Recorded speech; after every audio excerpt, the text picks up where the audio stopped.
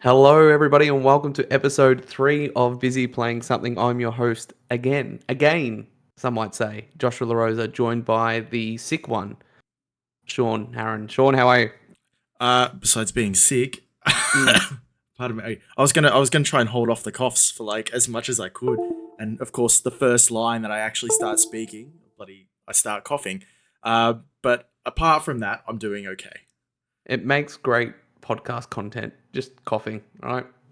That and pregnant pauses. But this is episode 3 of Busy Playing Something. We're an Australian video game podcast. This week, we're discussing the PlayStation State of Play that was a few days ago now. And then we're going to get into some of our pie in the sky predictions, hopes, wants, and dreams for Summer Games Festival. What do you call it? The annual Jeff Keighley Love Me Awards? No, that's the Or was that Please the Like Game Me Awards tour. version? Yeah, that's the Game Yeah. Awards. That's the Please Like Me tour. Um, Please like me tour. Yeah. yeah, but Jeff Keighley is still trying to be relevant, I guess, and this is his mid-year crisis.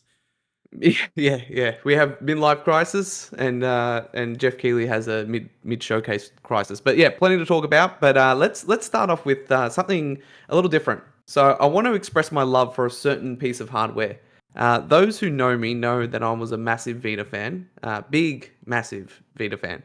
And of course, PlayStation no longer make a handheld, but we do have a little thing called the PlayStation Portal. So, why I'm bringing that up, completely random, is as a new father, I just want to give this thing some love and some credit that it deserves. I have been using this thing constantly. It's so for those who don't know, the PlayStation Portal remote plays your PS5 directly to this beautiful device, and then you can continue to playing those games whilst the TV's in use. So it's basically what the Wii U, you can see everyone's reflection in there. Basically, what the Wii U was dreamt to be. So I just want to give a call out to the device. I think it's awesome. Do you have any interest in the portal, or is it just something like? No, I I don't blame you. for someone like myself, where I have my TVs just here, and it is just me, and I Mm, can use them whenever I want. There's no real need for a PlayStation Portal. It's the same with like the Wii U, and how there was that possibility where you can play on the actual Wii U controller instead of using the TV, and like yeah. it was a nice little thing to have. But most of the time, I'm not really fighting over the TV with anyone else, so it's kind of like a neat little gimmick that you know I didn't really need. So the PlayStation Portal, as much as I did look into it as to see whether or not it'd be worth my time, it just wasn't. I No. don't use my PlayStation regularly enough to even warrant using it for like leaving the house or something like that. But I'm pretty sure the portal's got to be in the same house, doesn't it?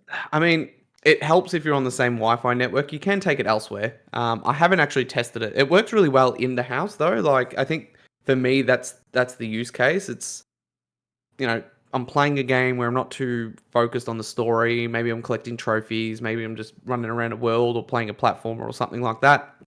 Have a podcast up on the screen, and then on the big TV, and then just playing that on my lap. Or if I'm sitting with little Nathan, my boy. He could be watching, I don't know, Miss Rachel or whatever, or the Wiggles, and I can continue playing. You gotta keep getting those trophies. Trophies Actually, don't wait for no one. you know, just by you saying that has unveiled something else about you. Do you watch podcasts on your TV? Oh man, I am as much as I'm 30 years old. I'm actually deep down a 70-year-old. So yes, I do. Oh my gosh. Um, that's I don't watch TV, right? Let's take a step back. I don't watch TV. I don't watch many shows. I watch Seinfeld, as you can see represented by the Seinfeld mug, and Curb Your Enthusiasm. Back in the day, I watched Game of Thrones, but besides that, I don't watch any TV. I'll watch like a random series, like I watched Shogun, and that was really good. But if I'm not playing a game, like in my free time, my chill time, my downtime, if I'm not playing a game, I'm usually watching content about games, and I don't know. I watch podcasts. I watch more podcasts than I listen to. If that's Is that a weird thing to Yes. to admit? Yeah. Yeah, it's pretty weird. Yeah. it's just one of those things. Like particularly some of the podcasts I listen to are like 3, 4, 5 hours sometimes, right? So I might watch an hour on the screen, go for a walk, listen to another hour. It's not like I just sit there plastered watching this thing. But sometimes I like having it in front of me, getting a bit of context, and then I just play the Portal in the background. But I am in fact a 70-year-old man deep down. You've Yeah, known this. You know that I'm old in heart, yeah, but at heart. come on, watching a podcast on a TV, at least like watch it on your PlayStation Portal while you've got something else on the TV. Well, that's the thing. The Portal doesn't. You can't stream the media apps from it, right? So it's a whole thing. I do have It's another the reason why not to get one. yeah, I do have the PlayStation earbuds. So sometimes what I do is it has two, I don't know, the updated Bluetooth where I can connect it to my phone and the Portal at the same time. So I can listen to a podcast whilst playing a game and getting both audio. But I don't know. It's just one of those things. I don't do it too often, but certain games, like we'll get into what games we're playing. And Evil West. Well, let's just start. Let's just get Oh, right into it. really? Because I was Um, going to make you mad and say that the Wii U used to be able to have Netflix on just the handset. You didn't have to watch it on the well, TV. it's one of the advantages of the Wii U. One of many. But yeah, one of many. Yeah. But talking about what we were playing, Evil West is something I've been playing pretty much exclusively on the Portal. And for those who don't know what Evil West is, I think it's Flying Hog is the developer. It's a third-person vampire action shooter. Really, like I've been skipping and I don't often do this, but it's just one of those games where I've just been skipping uh, any of the cutscenes. I'm not really interested in the story. It's a game I can again play on the Portal and not have to pay too much attention to what's going on. It's just one of those what feels like a PS3 game, and that isn't to be disrespectful to PS3 games because some people take that to heart. But yeah, I've basically been playing it exclusively on the Portal, and it's just something I can sit down, play for an hour, play for half an hour even, and then put down. But that game's an older game, so I won't talk about that too much. But the other game I've been playing, Hi-Fi Rush on PS5, of course, I was going to say you're which about is a year late. Yeah, you're talking about yeah. older Well, I, games. I I played the opening two levels when the game launched on PC Game Pass when it came out over a year ago. And again, you know how I spoke about last week with Hellblade, that I'm not much of a PC gamer and I have to get into the mindset to sit down at the desk. I'm a corporate boy, right? So I spend a lot of time in front of a computer screen. So I have to really get myself into a mood to play a game. And I enjoyed Hi-Fi when I was playing back then, but it's on PlayStation. It's part of the Days of Play discount. So I got it for like super cheap. It was maybe $23, $24. And love it. Like I loved it back then, so it was I knew what I was getting myself into. But it's funny when you launch the game. Of course, it's got the Bethesda splash screen. You get the Tango Gameworks splash screen. Rest in peace. No mention of Xbox at all. Which I mean, bit of a Interesting. wasted opportunity, right? Like it's nearly as if I don't know. There's so many like just weird things. It's nearly as if they don't want people to know it's an Xbox game, right? So because it's that like this. because that has some baggage to it, and so you'd want to have like a fresh audience to it, not people who are playing it on PlayStation knowing that it was an Xbox game. Yeah, it's that, or it could be something like they don't want PlayStation fans to think that every Xbox game's coming day one, so then it doesn't dilute their platform. Is it that? I don't know. It's just like these mixed messages, but weird. If I was Xbox, I'd be. We spoke about in episode one, which you can check out on YouTube and podcast feeds, about if we were the heads of Xbox, what we would do, and this is one of them. Just plaster Xbox all over it. Put a Game Pass pop up on there and be like, if you're playing on PC or Xbox, that's what I would do. But anyway, Hi-Fi Rush, great time. Probably two stages in, so I'm basically at where I was when I played it at launch. And yeah, it's kind of a weird time. Like after coming off Final Fantasy Rebirth and putting in 90 hours there, I kind of went into a bit of a that post game depression when you're really invested in a game and you love it and then it ends and then you try to pick up another game and it just doesn't click and you don't know, you're kind of lost in life. Does that ever happen to you? Yeah, I think I'm still Yeah. lost in life after I stopped playing Destiny. Well, now, okay, well, I was gonna say finish The Last of Us, but yeah, Hi-Fi Rush, love it. I'll have more thoughts on it, uh, probably over the next few weeks. But over to you, Sean. You're playing quite a few games. We spoke about Hellblade 2 last week, gave my review impressions, and it looks like it's prompted you to start the first one. So why don't you tell us a little bit about that? Yeah, I did start the first one. As I've had a few days at home sick, so basically, I've had a little bit more time in front of the TV. And one of those games that I played was Hellblades, so the first one. Mhm. Starting to go through it. I'm using the headphones, so Mhm. I'm hooking up my Rig headphones to my Xbox and playing it on the TV and all that sort of stuff. And um, I'm enjoying it so far. Mhm. It's definitely. Oh, hang on. One of my cats is in the background, like scratching one of my boxes.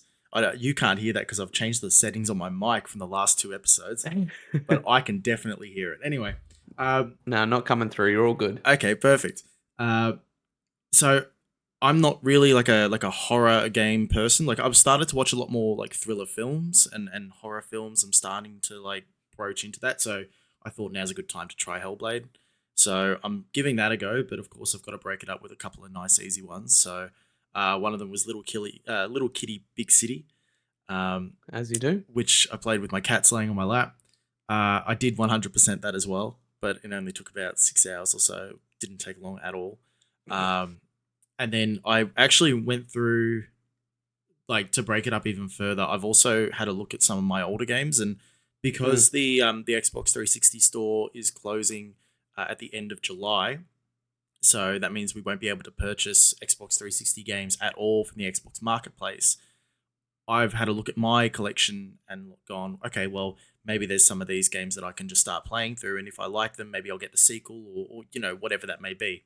So I actually played through all of Battlefield 3, the Mhm. campaign, and Elder Scrolls 4 Oblivion. So I already finished that. I had a save file from 2012, and I was one mission into the Shivering Isles expansion.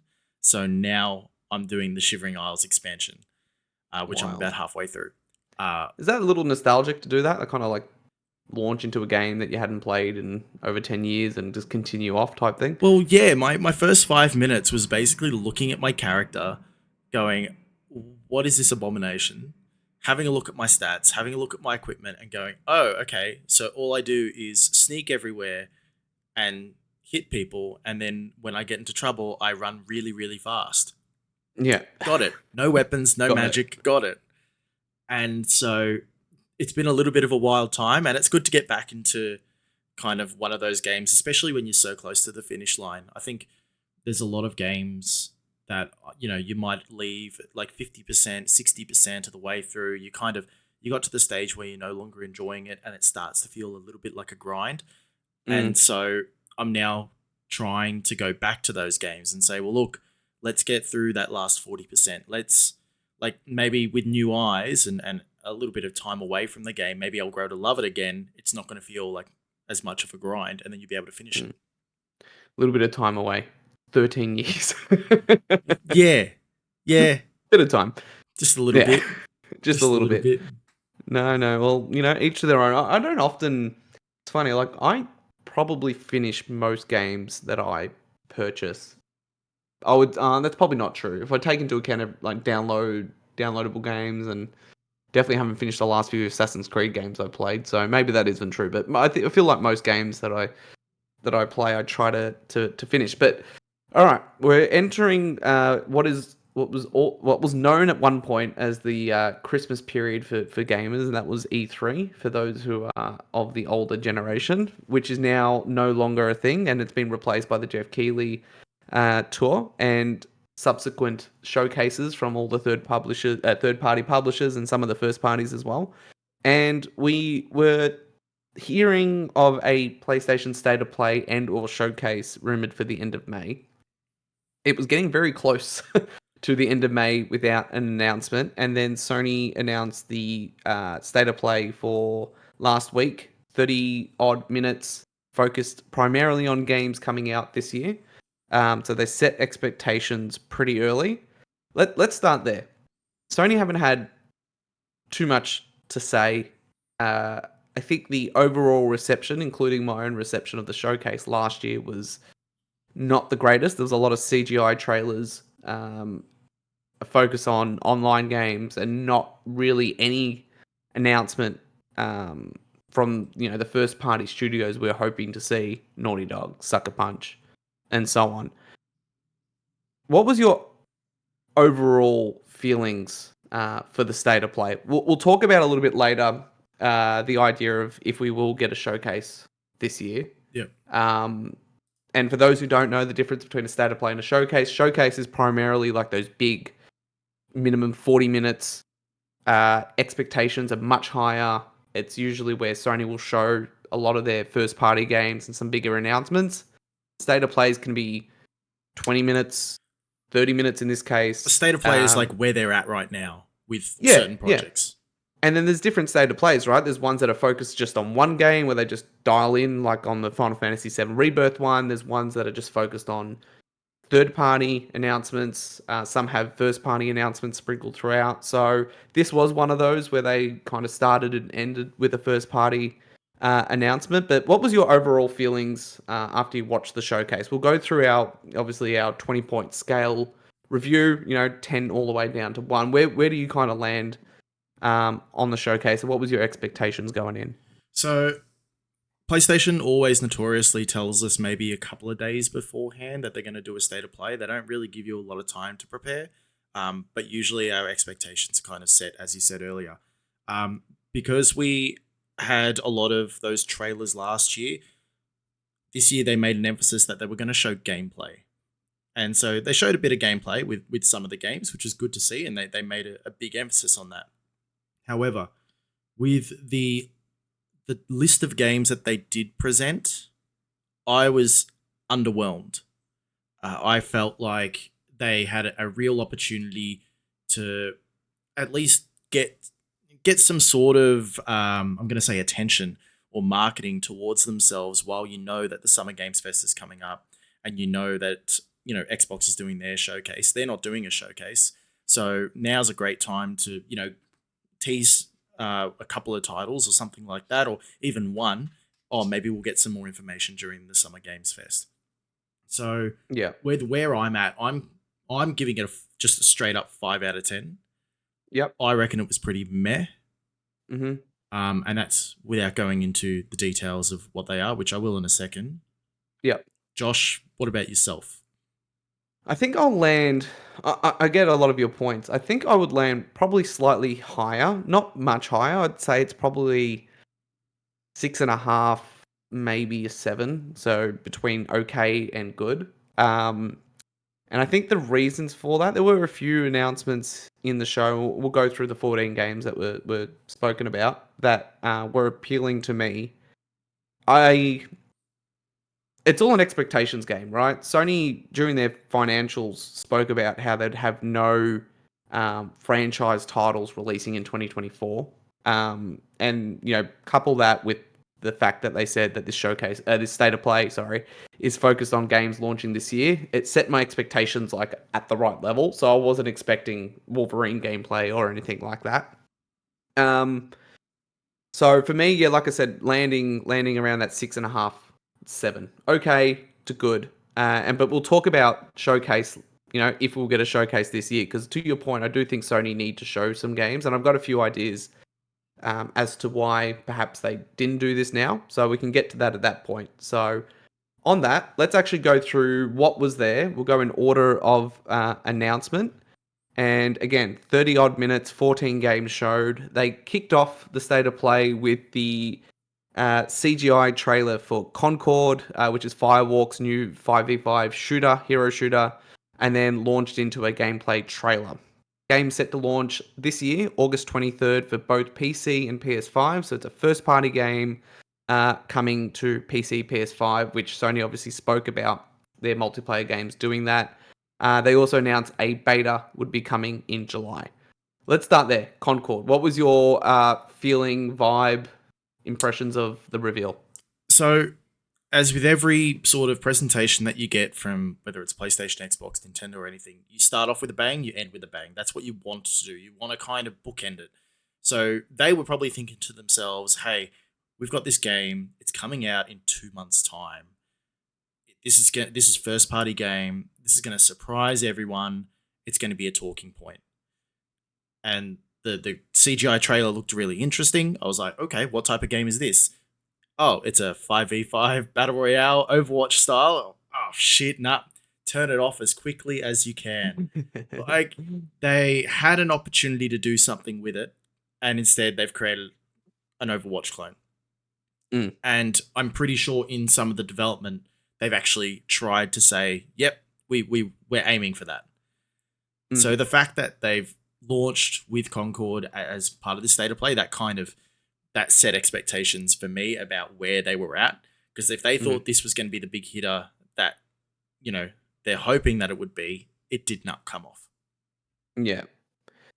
I was it's so difficult to look at something that regardless of what it looked like, isn't a game for me. I was never going to be interested in a 5v5 hero shooter, regardless of what it looked like. But the world looked great until you saw the gameplay and found out. Oh, well, as soon as I started watching the CGI trailer, like it was just like, the meme of, Daddy, I want Guardians of the Galaxy, and then the mum's like, or dad's like, we got Guardians of the Galaxy at home. Like it was so blatantly Guardians of the. I think there's a character called Star something, right? Not Star Lord, but like Starlight or something. on that, right? It's right there. So they're clearly going for a Marvel humor injected into this 5v5 shooter. Where I try to step back and look at it without the bias of me not liking the genre, regardless of what it looked like, is Sony cancelled a lot of their games as a service. They must have saw something in this game to continue development on it, to purchase Firewalk Studios directly, who has a lot of talent from Bungie, just based on location. I think some of the heads. I just saw your cat's shadow in the background. Some of the game. I think some of the guys are on the screen talking about the games are ex Bungie people, right? So they've got the talent making the game. I like the idea they were talking about the character widget cutscenes that are going to be playing like once a week when you log in to Concord, For and the new it'll missions or something. progress. Yeah, it will progress the ongoing story. So honestly, like taking all that into account, I think the gameplay looks fun. The world looks interesting. To me, the killer thing that doesn't vibe with me is how close it feels to Guardians of the Galaxy.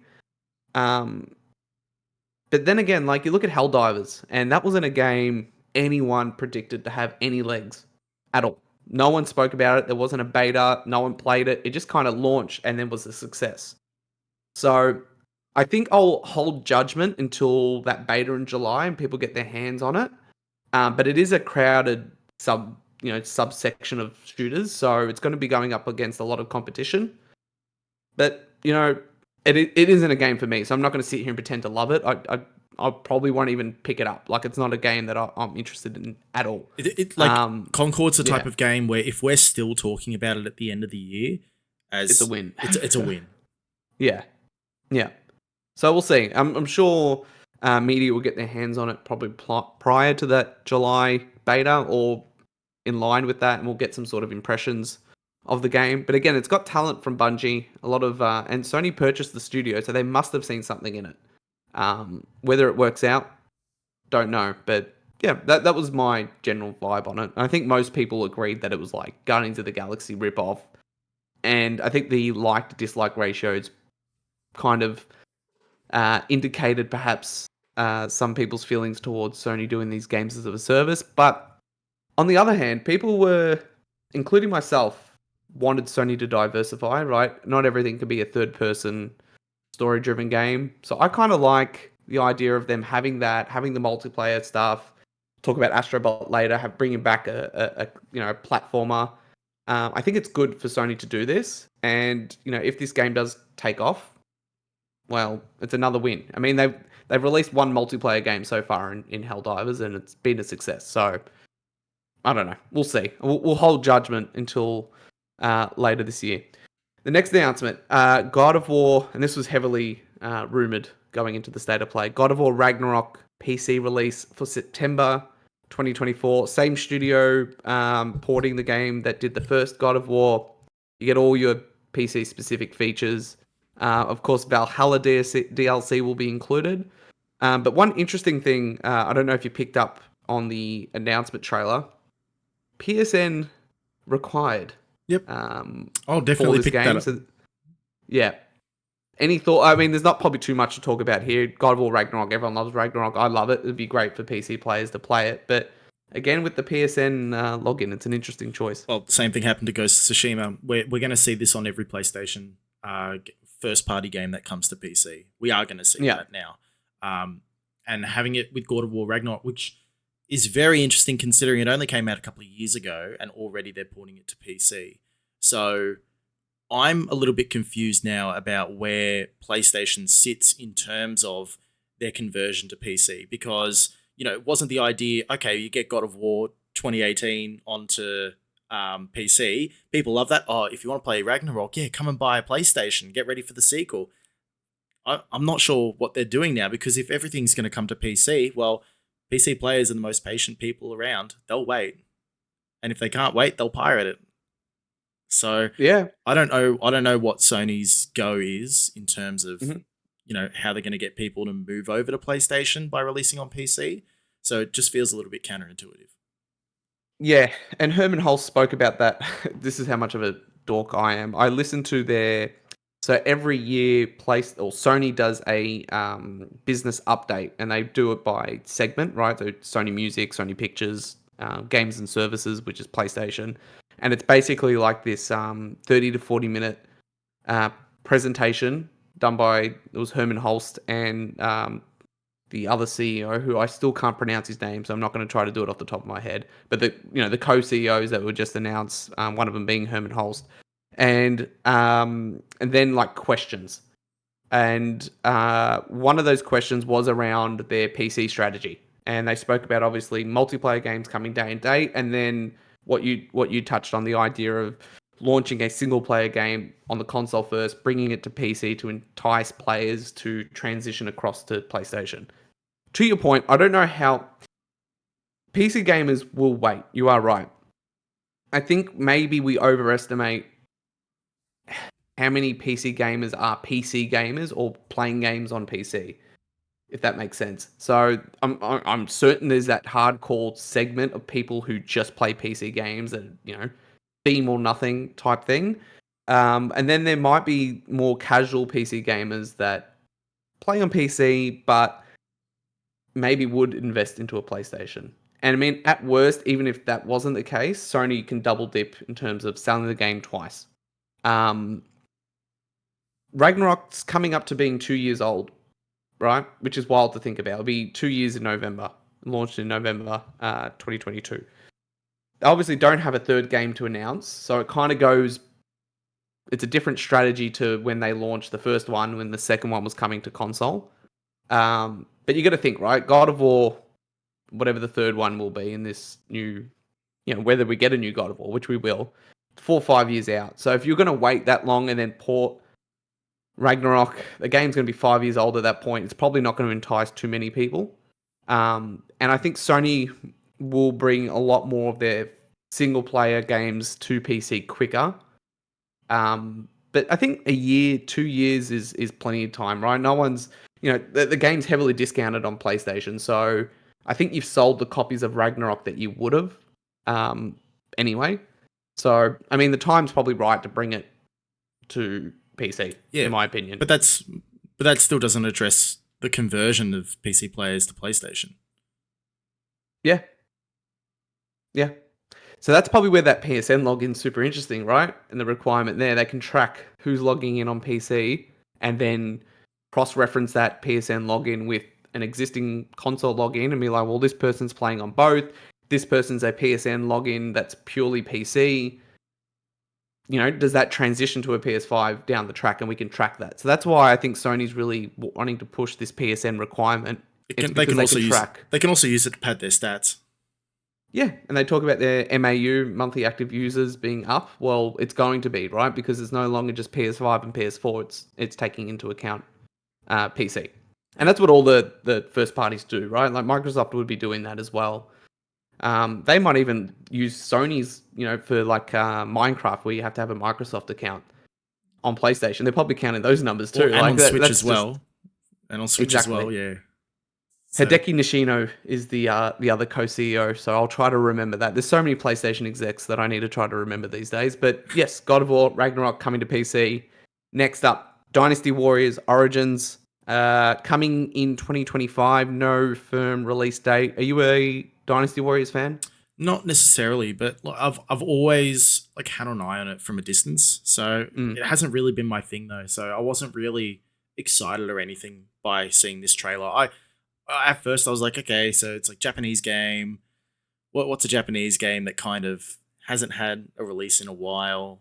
Probably isn't first party, and yeah, I thought it was Dynasty Warriors, and it ended up being so. Yeah, as soon as I saw Omega Force pop up, I'm like, oh, okay, I know exactly. I know exactly what this is, but it does look like it to be a little bit of a different style. It's still very much a Muso type game. For me, those type of games don't really connect with me. I kind of get bored pretty quickly. I just feel like it's very button mashy, but there is a fan base for these Muso games, and people continue to buy them, so we keep getting them. So good on you if you're a Dynasty Warriors fan. Yeah. Up next, Infinity Nikki. Beta test coming in PS5, coming to PS5, sorry, with the launch in Q3, so later this year. I mean, what is there to say about Infinity Nikki? It's I a initially thought, cutesy. well, Go but for it. You try to before, okay, explain this so thing. when I first saw the trailer, so I was watching the cutscenes for it. I thought initially it was like an update to Genshin Impact, legit, Got the and same then art style. it wasn't, and I was Mm. like, okay, I don't know what to make of this. So it looks interesting. I guess there is like a cutesy element to it, but the fact that it's got like combat and that sort of stuff as well, I found that very interesting. Like it's got platforming, it's got a bit of combat. The world looks very large, Yep. so I'm not quite sure what to expect from this one. I'm not sure how it's going to be marketed as such, but I'm intrigued. Yeah, and it's kind of the first of a few Chinese based studio publisher games on this state of play. There's actually quite a few. I don't know if you noticed that quite a few games that are developed or published by Chinese studios. And we know Sony had the China Hero product project, which was them kind of stepping into China's untapped console and development Yeah, kind of market. And it's pretty evident by this that Sony's pretty invested in China. I don't know if any of these games were part of that Hero project, but Sony seems pretty in touch with the Chinese developers. And similar to what was the game you thought it Genshin was? Impact. Genshin Impact. This is a console mobile game, right? Very similar to Genshin Impact. Not for me. It's for somebody out there. I'm sure some interesting people will Depends on the cost. I might make give it a go. make some interesting fan art of Nikki. Is that all you think of? Mate, think Well, of the gameplay, man. yeah. Well, Think it like Stellar yeah, Blade. Think of the gameplay. that's exactly what I was thinking. Next, speaking of Stellar Blade, which is a Souls-like style game, Ballad of Antaria, free to play action RPG, set to release later this year. Oh, sorry, set to release in 2025. This one's interesting, right? It's again an action RPG, a lot of Souls-like elements, but it's a free-to-play game, which is an interesting combination of genres and styles. Single player, you can play with up to. It's a single player game, but you can play co-op. But it's primarily a single player style of game. But I mean, interesting, right? Like you don't. I don't think we've had a Souls-like in quotes that's free to play. Is this something you might try? No, no. Me either. The moment I hear Next. free to play, I'm either highly skeptical or I'm straight out. Yeah, I am in agreement with you. Next is our two PlayStation VR announcements. First one, Skydance's Behemoth. What were your thoughts on this? I actually thought this looked pretty cool. Like, I had the first VR unit. I didn't invest in the second one. I just, just didn't feel it at the time, and I'm kind of happy I did. I don't think the support's really there, but I mean, if I had a VR unit too, I mean, this is probably something I'd want to pick up. Like, it's from the studio who did The Walking Dead: Saints and Sinners, which was well received on the original VR, and it kind of looks like a first person, I don't know, Skyrim type game on VR. But what were your thoughts when you were watching this? So this is the type of thing that I've been waiting for as a PlayStation VR 2 owner, not just because of Behemoth and because of the next game that we're going to be talking about, but also the fact that PlayStation is starting to give a shit about VR. And that's only because in the last couple of days, they also announced that there's going to be a PC cable for the VR unit. So that all of a sudden opens up that unit to all the games that you can have on your PC because you can connect it through to Steam. You are losing a lot of the unique attributes of the VR headset, right? I think you're losing the HDK, you're losing You are, but you've got to keep in yeah. mind when you're coming into a VR. Let's say you've already got a PS5 and you've got a PC that can run VR. So it's what, $750 to $800 to get the PlayStation VR, which could be used for both. Australian, by the way. Australian, by the way. Yep, Australian. Otherwise, you spend over $1,000, maybe upwards of $1,500 to get a Hive or an Oculus or any of these other ones, and that's PC only. Yeah. So the fact that you can get a VR unit for console that is very specialized to the console, but can also work with things like Half-Life Alyx on PC. Yep. That's all of a sudden a huge win. And not only that, that's an entry-level win because you're already running the cheapest VR unit that can run for PC. Even if you buy it separately, it's still the cheapest. Plus, you can use it on your PlayStation 5 for Horizon Call of the Mountain or any of those sorts of ones. Yeah. So I'm actually looking forward to using my VR a lot more coming up. Behemoth was a game that looked all right. I'm interested in it. I'm not sure if I'd buy it. Maybe if it was on sale or something like that. But I feel like we're starting to now get to a stage where people are starting to look at what the VR can be used for. And my feelings are probably a little bit more stronger with the next game. Yeah. And speaking of the next game, that's Alien Rogue Incursion. New trailer for the upcoming game coming in holiday 2024. This one had me going, nope, there is no way in hell I would ever play an Alien game in VR. Fun fact about Josh. Alien, the character in the movies, was one of the first fears I ever had. Like, in terms of pop culture media, I just had this, I don't know, I think it was the claustrophobic style of those movies where they're kind of locked into a ship. And it just, as soon as I saw this, I was like, no, not for me. But it sounds like it's a game for you, Sean, so tell us about it. Well, so fun fact, I've never seen an Alien film. Wow. To start off with. I know about it, but never seen any because horror isn't my thing. I said it at the top of the show. But I'm trying to branch out. And the fact that there's going to be an Alien VR game, I'm very interested now. So we talked about Alien Isolation, which came out years ago as like the premier Alien game. Still haven't touched that one. I will be looking at playing that one this year, though. That's part of my list. This looks similar, right? It's got the little radar thing that pops up. Yep, it looks very similar. But also the fact that this is on PlayStation only at the moment. There's apparently there's no PC release yet. It's just PlayStation. So that could change leading up to release, of course. But that's the type of exclusive to get people to come to PlayStation and use the PlayStation VR. So Alien Rogue Incursion was one of my highlights, one of my very few highlights of this state of play. All right, moving on. We'll get through these ones because I know we are going through, but it's great. We're having a great conversation about each game here. Yeah. Marvel Rivals coming to PS5 with a closed beta in July. No formal release date. Again, another Chinese developed game coming from NetEase in this example. I mean, interesting to have this in the same show as Concord, right? Kind of going into competition with each other. And this is free to play and got the Marvel name on it. Coming to PS5, Xbox, and PC. Not a game for me, but I mean, if I was into this style of game, I am a Marvel fan. I think it looks fun. What were your thoughts? Nope. Nope.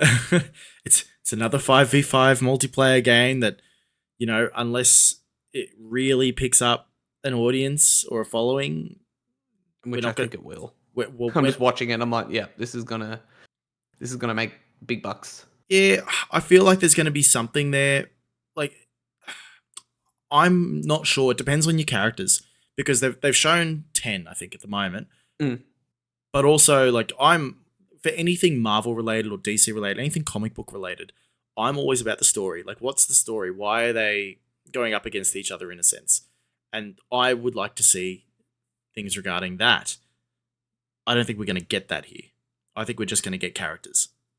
So Potentially, you probably get like a story cutscene for every character reveal, and then that's really much. That's it. Yeah. I mean, it's a style of game that's for a certain type of people. But again, I think this is going to do well. I'm just watching it. I'm like, yeah, this is gonna. The costumes are gonna sell. The characters are gonna sell. Like, it's just you got Spider-Man and Venom in there. PlayStation have got their exclusive Spider-Man skin, as they do with every Marvel game. But yeah, Yep. we'll reserve judgment. Maybe you'll try it. I don't know if I will. Maybe. Yeah, We'll see. maybe I'll try it. Yeah, okay. I'll be the guinea pig. Up next, Where Winds Meet. Again, another Chinese developed game. Souls-like. So that makes 3 or 4 for this show. Let's count. 1, 2, 3, 4, 4. 4. 4 out of 14. Another Souls-like action game. I think with these style of games, it's all about the feel, right? Like the having the controller in your hand, the parry timing has to make perfect sense. It's all about how the game plays. I mean, this looks interesting. It looked like the trailer looked cool. But again, I think it's more just all the other parts needing to come together. But after playing Liza P, which I think is one of the best Souls-like, I haven't played all of them. Like, I still haven't played Bloodborne. I'm one of those guys that I'm like, I am waiting. That game will come in form of remake or something at some point. Keep trying. Yeah. But I've played Elden Ring. I've played Demon Souls. I've done Dark Souls 1. I guess Elden Ring. So they're the Souls FromSoft games that I've played. And Liza P was awesome. So we are transitioning to a world where studios that aren't From Software are making Souls-like games that are pretty good. So again, I'll keep my eye out on this one. It looked really cool. What were your thoughts? Well, actually, onto that. You know the game that actually trended the most after this state of play? It was Bloodborne. Yeah. Because everyone's like, where is Bloodborne? Because they've seen... Yeah, exactly. Because they've seen a Souls-like and they're like, so where's Bloodborne at, guys? Where's the PC? Maybe it will come in form of a remake announced with PlayStation Pro. We'll talk about that a little bit later. But otherwise, in terms of this one, it's another Souls-like. I'm still not sold on the Souls-like games. Yeah. It's not really my cup of tea at the moment, so I'm probably going to give this one a miss. Yeah. Definitely, I have to feel it because it is a grind. 5 more games to go through. Until Dawn is getting a remake for some reason, coming to PC, PS5 this year. Being made by Ballistic Moon, which is a lot of developers that were originally from the original developers of the game. So this isn't Supermassive making it. This is a lot of the talent from that gone across to Ballistic Moon and remaking the game. I know Until Dawn's getting a movie or a TV show or something along those lines. Interesting fun fact that I picked up. This will be the first single player game that's a owned IP. It isn't a first party game. It is still technically second party, but it's launching day and date. I haven't seen that reported by many people. It's the idea of a technically a new PlayStation single player game launching day and date to PC, which I thought was interesting. Have you ever played Until Dawn? Have you played the original? No, I actually, although when I was watching the trailer, I was like, oh, this looks like that Until Dawn game. Maybe I should like give that game a go. Put it as part of my horror pile. And then it's like, oh wait, it's Until Dawn. Okay, I guess I'll get it on PS5. Yeah, exactly. I actually really enjoyed Until Dawn. Well, I played it. It was like short, right? I played it over. I think it was one night. I just was there with a mate, and we were just making different decisions and all that. And it's a pretty good. I think it's probably one of the better of those style of games, right? Your Heavy Rains, Detroit Become Human. I'm pretty sure it's I on had a lot of fun. the PlayStation Plus membership as well. It might be part of Yeah, that I collection. remember. Yeah, yes. It might have been taken off though because now they've got the remake, which I was going to say towards. that when the PS5 launched and we had that PlayStation Plus collection, that's no longer a thing. And I think Until Dawn was on there. Oh well, I've got it then as S- part of my collection. exactly. And to be honest, this doesn't look that much better, but I might be remembering the PS4 game looking like this. You know, when you kind of look back on a game and it looks a lot better in your mind. Yeah. Next up, Path of Exile 2 coming to consoles, early access in late 2024. Fun fact, developed by a New Zealand-based studio. Yep. Isn't one for me. I don't know. Is this something you're interested in? For those people who don't play Diablo 4 on Game Pass, they'll be picking this one up. There you go. Have fun, you PC dorks. Silent Hill 2. Release date October 8th, 2024. Something's weird going on with this game. Why? Yeah, what were your thoughts? Well, I know everybody is suddenly mad about Silent Hill 2. Mm. Did we get a remake of Silent Hill 1? I'm not too sure. Because I know like Silent Hill 2 is the one everyone loves. For me, it's more just like Konami. Bluebird. Like you go into Bluebird team. Like no offense, like the medium wasn't that great. Like you look at what Capcom are doing with Resident Evil, and Silent Hill's on or was on that level of popularity and importance for that survival horror genre. You could have gone to anyone. Like you could have enlisted developers kicking down your door to want to remake this game, and you went with Bloober Team. I kind of question Konami's choice in that, and based on the reception, I mean, it could turn out that this game's fine, but it just looks weird. I don't know, just the facial animations, the way that the characters look when the camera's focused on them. I mean, I'm not like graphics, everything needs to be graphics, but I don't know, I'm just getting this weird feeling about this game, but we'll see. No one's had their hands on the game yet. But, I've still got that Silent Hill game on the PS4, that demo.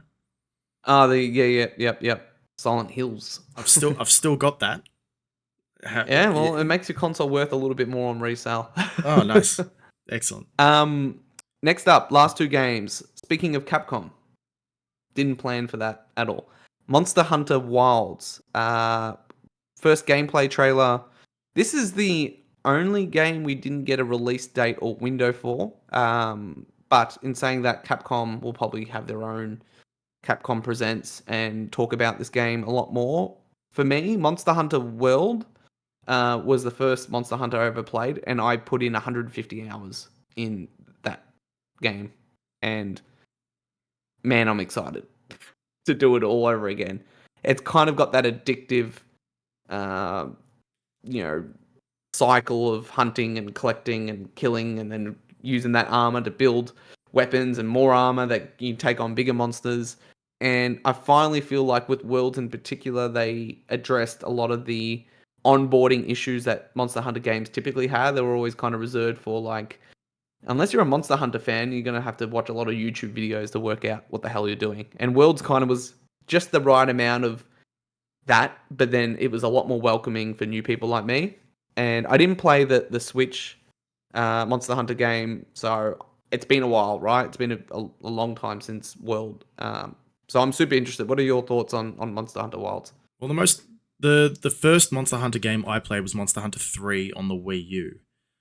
And yeah, I had a little bit of fun, but the game loop didn't really connect with me. Like I understood it, but I think it was also whether maybe it was the combat or maybe the fact that I really wanted to play the instrument, the big guitar banjo thing. Hmm. Um, I just didn't find it fun at all. I was getting wrecked all the time, and this is even like first missions and stuff where it's like, oh, just go after these small guys. So there might have been something that I was missing in maybe my playstyle or something like that, but never really got into the Monster Hunter game. So I do appreciate how big of a game is, and I've got a lot of friends who they all Yeah, whenever it's a Monster one of Hunter game, Capcom's biggest yeah, IPs. they'll Like, all it's be jumping in and playing it. But I'm like, yeah, I'm not really keen on spending 150 hours grinding to get a better outfit for my cat. I, yeah, yeah, yeah. I get it. For me, it just kind of, I think it just came at the right time, and I don't know. It's kind of just like a vibe. I hate using that term to explain anything, but it's just like it's a I'm just vibe, gonna bro. go and grind this one monster, and I really want this sword, and yeah. It's But a we'll see. vibe. It's a vibe. All right, lucky last reveal of the show, in my opinion. Team Asobi's Astrobot, just Astrobot, no rescue mission or any subtitle there. Coming to PS5 this year exclusively in September 6th. Um, man, man, I was so pumped. Astrobot was rumored and basically somewhat confirmed to be here. I, as someone who's grown up with PlayStation my entire life, who picks up on basically the most obscurest references, like the you know the hardware and the game characters that are represented in the first Astrobot. This got me super excited. The idea of having the rescue mission PS5 game expanded to a full-fledged uh, PS5 game. Team Asobi are fantastic, and it looks like a 3D Mario game. Like, to me, when I watch this trailer, I think from a quality level, man, they might be giving Nintendo a run for their money. But this is someone that's coming from like extreme bias, right? I see Nathan Drake in here. I see all these references to hardware and old PS1 gems, and it just gets me super excited. And I love, I mean, there's a PS5 spaceship, okay? The PS3, the fat PS3 is represented in here. I can't wait to just find all the references and platinum this one. So Astrobot was the game of the show for me. How did you feel? Did you played Astrobot on PS5, right? Uh, the free The install. free, yeah, Yeah. I was even like in the top 10%. Oh no, not. I think it was in the top 10 for like one of the time trials as well at one time stage. trials, yep. Uh, in the first week because nobody else had played it. But yeah, this was the other highlight for me. As a basic platformer, first party basic platformer, graphically it looks clean, Mm, and so I'm excited for that. And if it's at any sort of quality level, which I assume it is, of that Astrobot Rescue Mission game, I am looking forward to this one. So this is the sort of game where, yep, I'll go out and buy that day one.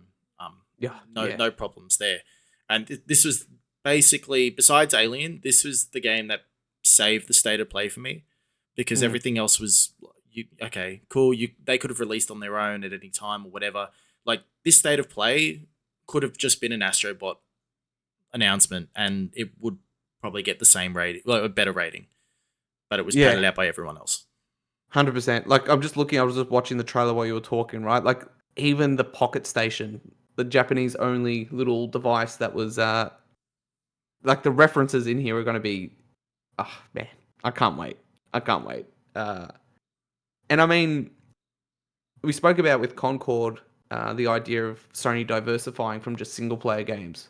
And now we've got a multiplayer pillar, we've got a racing pillar, we've got a platformer pillar with Ratchet and Clank and Astrobot. Um, maybe getting a fighter in there, and we're kind of building out a. Street Fighter's already like very Well, five PlayStation was centric. exclusive, but to be fair, a lot of fighting games are played on PlayStation just based on them owning Evo, and Street Fighter 5 wasn't available on Xbox back in the day. 6 is on both, but PlayStation do really own that market. But I mean, a first party fighting game, what would that look like? That intrigues me. But yeah, Astrobot was definitely I can tell you what it is.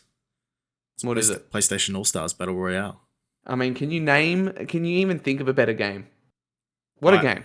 I Some of can't. the weirdest choices on there. Like let's put Dante in there, but let's put the DMC Dante and not the Dante everyone wants to play. And let's put Parappa the you know Rapper what in we'll there. do? Yeah, we'll put Rapper in there and not Crash Bandicoot and not Spyro. I mean, if Let's you're put gonna do it, Sackboy in. yeah, if you're gonna do it, like I would love to get another PlayStation All Stars, but they need. I mean, they're gonna go to Microsoft now and be like, hey, we need Crash Bandicoot and Spyro, right? So, Can we have him I back? mean, we are playing Hi-Fi Rush on PS5. Maybe they would allow that to happen. But that was it for the state of play. Again, I think an okay show. Let's wrap up. Showcase. Do you think we're getting a proper showcase this year? A proper showcase from PlayStation? Mm. Yes. When are you expecting that to happen? And why are you expecting that to happen? So I've got two thoughts of when it hmm will occur, and it's kind of conflicting ideas as to why. So the first one would be late August, hmm leading up to like Astrobot and God of War coming to PC and those sorts of things, just as like a reminder. hmm Or it comes around about that, like maybe like a late September to say, hey, by the way, if you haven't already, pick up Astrobot. Here's the first update that's coming. Also, here's all these other things. But the key thing about a showcase being done later this year would be to mention a PS5 Pro. That's exactly where my mind was going. And Um, whether or not it's going to be available for Christmas, that's going to probably tell you if it's going to be August. If it's going to be in the new year, like February, March, hell, they could hold it out till October even. Now, I think we will get a Pro this year. And that kind of goes back to like the whole expectations thing. And let's like Xbox are going to have a really good show, right? Sony are seemingly winning in quotes without having to do too much at the moment. I mean, as much as it's been an off year, we've had Rebirth, we've had Stellar Blade, we're getting Astrobot, we're getting Concord. There's actually a lot that came this year. But from a first party banger perspective, Last of Us, Uncharted, Horizon, those style of games, it's been pretty quiet.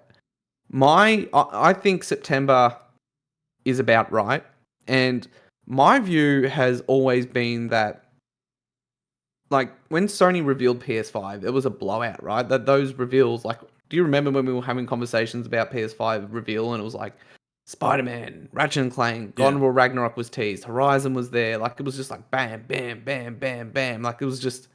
I was sitting there, remember I was just like, oh my god, Final It's Fantasy huge, yeah. 16 was there. I was like, man, this is like the showcase of my dreams. I kind of think that that's really carried us the first 4 years, right? God of War, like all those games we've kind of seen trickle out over those 4 year period.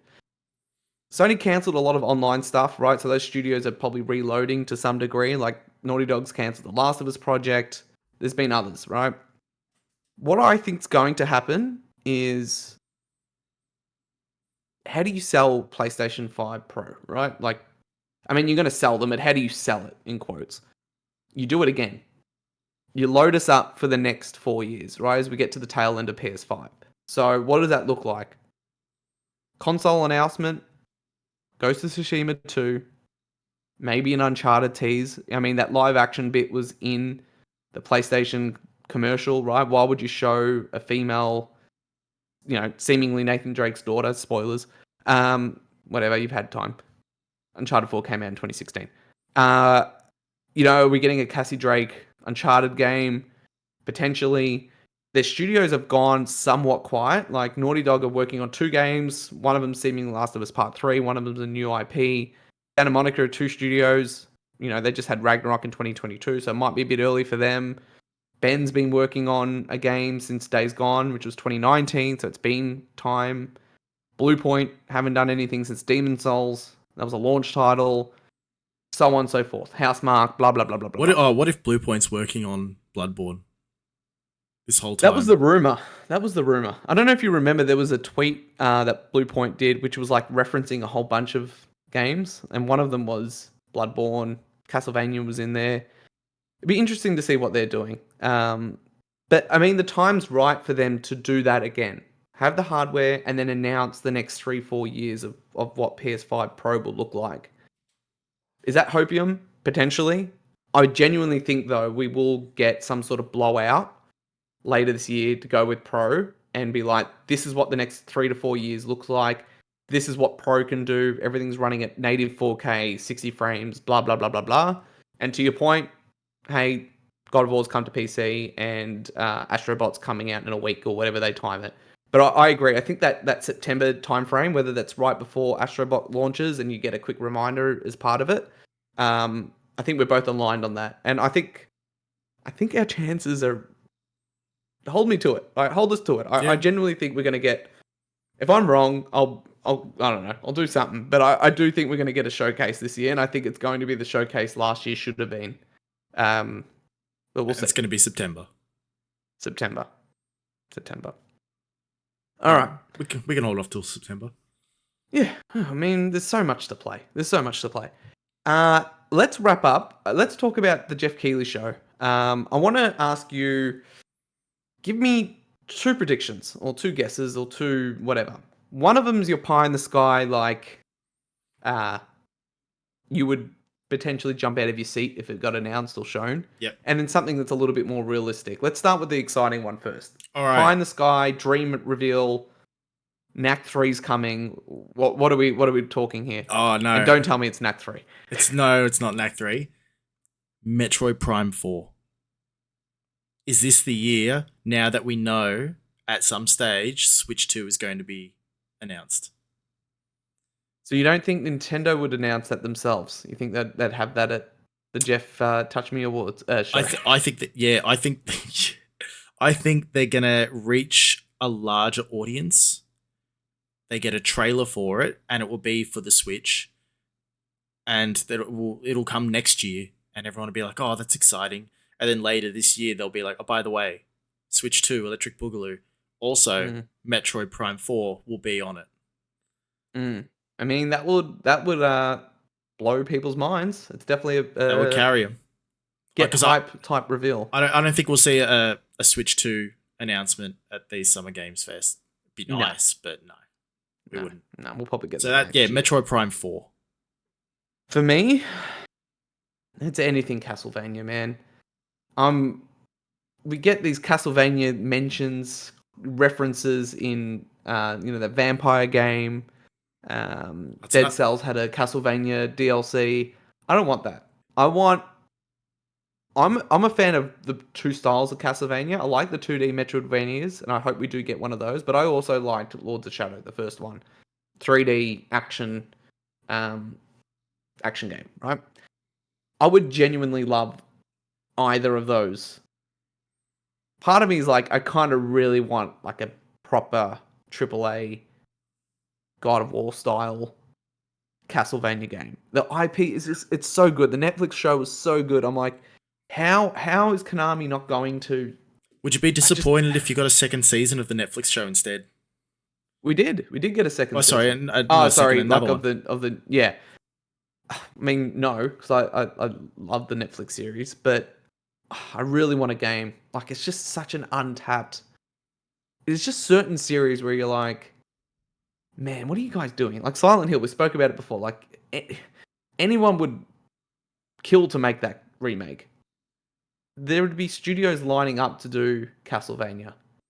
I mean, it could nearly even be, as much as we probably can slow down a little bit, guys, on the Souls-like games. I feel like there's a lot of them. You could nearly make one in that genre. But to me, personally, I think that the right feeling would be more Stellar Blade, where it's got Souls-like tendencies, the parrying, the blocking, perfect dodges and things like that. But it's more of an action game and less of a Souls-like. I'd like that. But just imagine, like, perfect world scenario. I don't know, Sony Santa Monica are making Castlevania, like that type of level of studio making that type of game. I'd be done. You wouldn't see me for a while. I'd just be locking myself in a room crying But that would be my pie in the sky. All right. What I'd like to see, a realistic one for me, which it'd be interesting. It could be there, but I don't know if Jeff wants it there, so maybe it won't. My top 3 favorite games of all time, I'm being very fortunate to have them remade. Final Fantasy VII, obviously. Last of Us, been remastered and remade. The third game is Metal Gear Solid 3, and we're getting the Delta remake of that game. Will Jeff allow Konami to have a Kojima game without Kojima's blessing showed at Summer No. Games Fest? Probably not.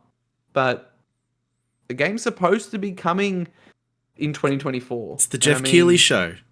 If it wasn't the Jeff Keighley show, yeah, we could see it. Yeah. So I was actually hoping to see that at the State of Play, but it wasn't there. It might be at the Xbox show. I don't know where the marketing sits. It was announced at the Sony show, I believe, last year. Yeah, that was part of the showcase last year where we got that CGI trailer where Snake walks out. It's a PlayStation showcase sort of thing.